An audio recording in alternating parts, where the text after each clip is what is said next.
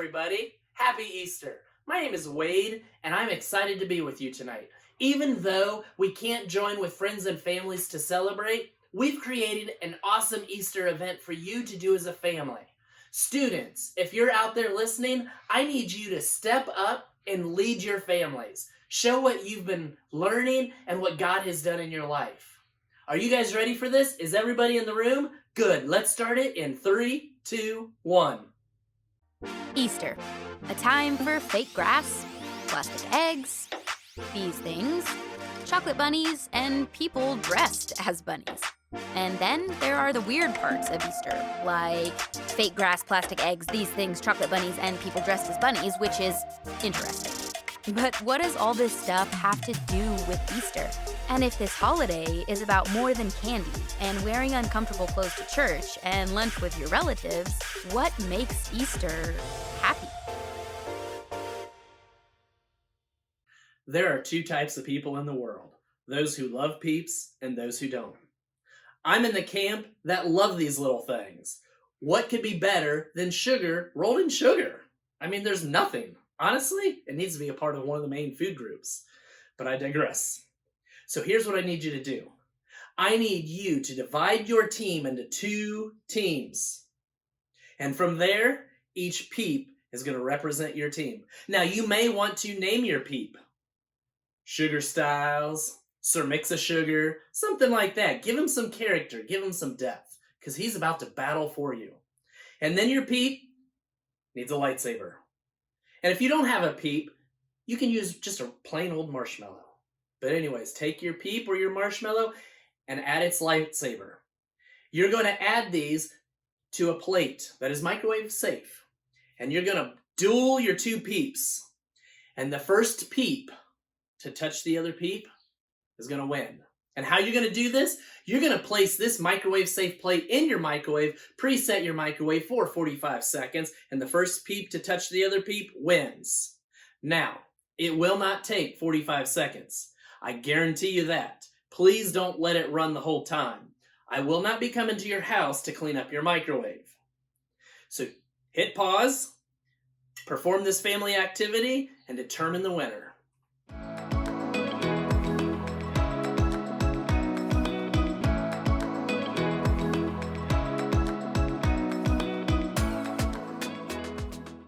Who won?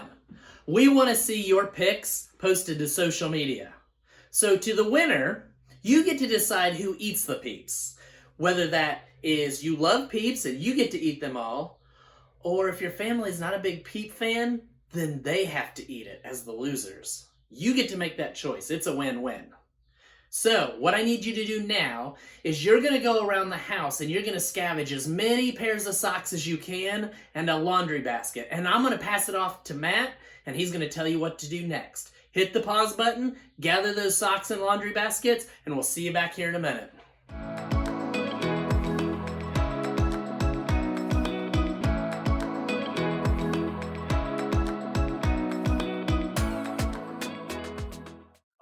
So do you have your basket and your socks ready? Great. Now, choose 2 people to play. You're also going to need 2 people to be scorekeepers. To get started, dump all of the socks on one side of the room. And don't worry, these socks will make their way back into the basket real soon. Maybe, depending on how good you are at this game. Then, place the basket on the other side of the room.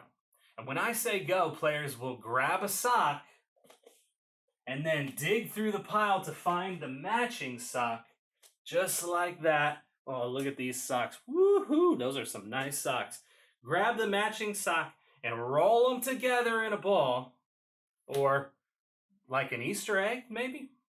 Roll them up, and then you're going to toss them across the room like that, and see how many of those socks you could get into this basket.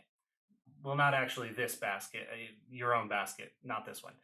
Anyway, so the player with the most sock eggs in the basket at the end of the timer wins. If you don't have scorekeepers to help you keep count, you're going to have to keep track of those numbers on your own, which means we're all on the honor system, all right? Parents, I'm looking at you. Okay, so if you need to, press pause right now to get everything and everybody into position for the game, and I'll wait right here.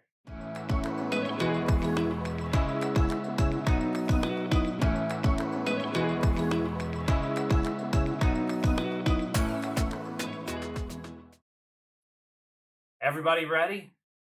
Great. All right. We are putting a 1-minute timer on the clock, and this Easter egg throwdown is happening in 3, 2, 1, go.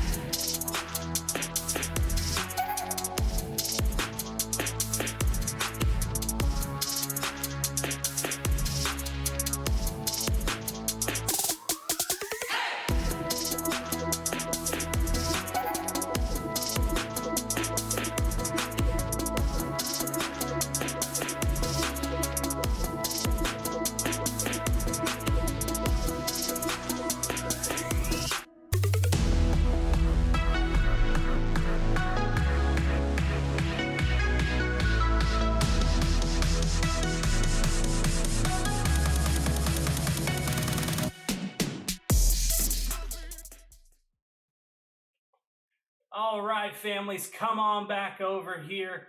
So who won your Easter egg throwdown? All right, okay, well that was pretty wild. So whoever won gets socks. Well, not these socks. I mean, you can't have these. These are my socks. But okay, so anyway, I'm just kidding. You don't get socks. But parents, make sure that whoever won gets a special treat today. Maybe one of those melted marshmallow peep piles that Pastor Wade was talking about. Or maybe not, depending on how you feel about peeps. Well, anyway, I hope that you're having fun so far. We're celebrating because today is Easter. If you don't know the whole story of Easter, that's okay.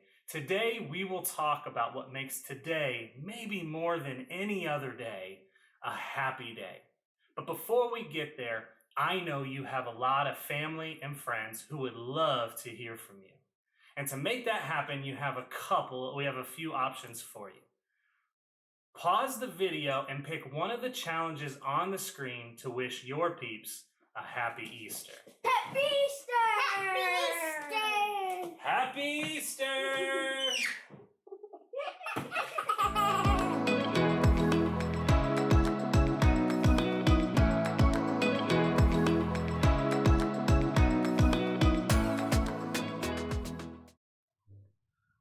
Okay, so I just got like 9 texts from my crew saying, Happy Easter. Thanks, fam. Nice. Even though we're celebrating a little differently than we have before, that's okay. Easter is still happy. And that's not just because of peep wars or Easter baskets or chocolate bunnies, although those things are pretty awesome. It's still happy because of what happened thousands of years ago at the first Easter. It's the world's most powerful story, and yet so simple. So simple that it can be told with laundry.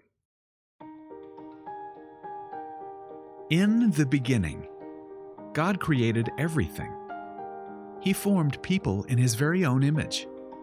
But then, we turned away from God. Sin entered the world, like a dark stain. Still, God loved us so deeply that He made a plan to rescue us. At just the right moment, God sent His very own Son, Jesus, to live among us. Jesus healed hearts and minds and bodies. Thousands gathered to hear Him teach. Instead of giving lots of new rules, Jesus turned things upside down by making it simple. Love God. Love others. After 3 years of traveling and teaching, Jesus and His disciples entered Jerusalem to celebrate the Passover feast. Huge crowds gathered to welcome Him. But while the crowds cheered for Jesus, the religious leaders made plans to arrest Him. He was turning their world upside down. and they wanted him gone. As Jesus celebrated the Passover meal with his friends, he told them that he would be leaving, but would return. His friends didn't understand. That night, one of Jesus' followers, Judas, led soldiers to arrest him. The religious leaders gave Jesus a fake trial and then sent him to Pilate, the Roman governor, who could have him killed. Pilate found Jesus had broken no law and tried to release him. But a mob called for Jesus to be killed.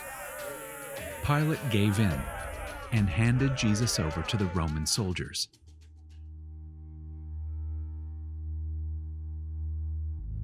Jesus was forced to carry the heavy beams of his own wooden cross.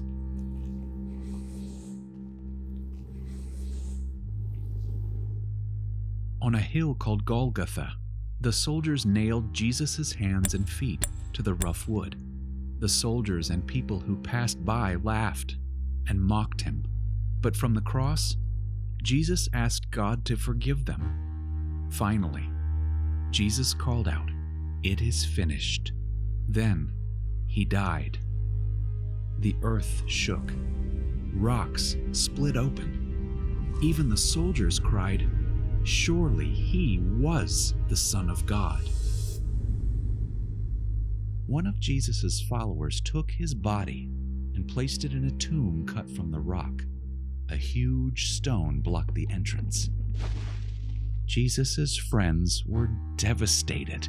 They had believed that Jesus was the one God promised, the one who would rescue them, but now he was gone. Their whole world had turned upside down. Jesus' friends stayed hidden in fear for 3 days. But early Sunday morning, Mary Magdalene, a close friend of Jesus, hurried to the tomb. She planned to anoint Jesus' body with special spices. As Mary neared the tomb, she saw the stone had been rolled away. The tomb was empty. Mary turned to see a man standing near. She didn't recognize him until he said, "Mary." It was Jesus, alive. Jesus told her, "Do not hold on to me. I have not yet ascended to the Father. Instead, go to those who believe in me." Jesus, God's Son, became like us to lay down his life. Through God's power, he defeated death for all of us, and sin was washed away. One day, he's promised to return, so we can live with him forever.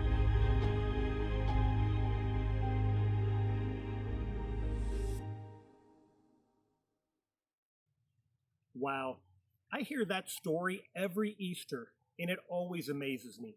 I mean, God sent Jesus to the world to remind me that he is greater than anything that can go wrong in my world.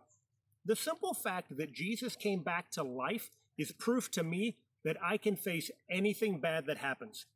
I like to think of it this way. I can blank because Jesus is alive. I can keep loving because Jesus is alive. I can be brave because Jesus is alive.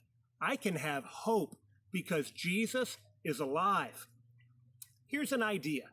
Take a few minutes and add to the list of things you can do because Jesus is alive. Answer this question as a family. How would you fill in the blank? I can blank because Jesus is alive. Pause the video while you discuss this, and when you're finished, meet right back here.